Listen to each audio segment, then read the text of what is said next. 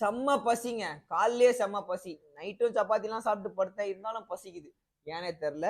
அதனால காலையிலேயே சோற போட்டு பருப்பு, அதாவது முருங்கைக்கீரை போட்டு பருப்பு போட்டு சாம்பார் நல்லா அழகா பண்ணியிருக்காங்க. ஆக்சுவலா அம்மா தோசை ஊத்தி தரணும். தோசையும் தான். சோறு சாப்பிடுறது ஒன்றும் பிரச்சனை இல்லை. மேபி மத்தியானம் தோசை சாப்பிட மாட்டேன். புரோட்டீன் இன்டேக் உள்ள எதனா ஒரு ஃபுட் எடுத்துக்கலாம்னு இருக்கேன். பட் செம்ம பசி. ஓகே, பேச்சை போட்டுனே அப்படியே சாப்பிட்டுனே இருக்கிறேன். மத்தியானம் போய் மூச்சை போட்டுருவேன். This is a concept. உங்களுக்கு நான் திரும்ப திரும்ப சொல்றேன். இதை அண்டர்ஸ்டாண்ட் பண்ணிக்கோங்க.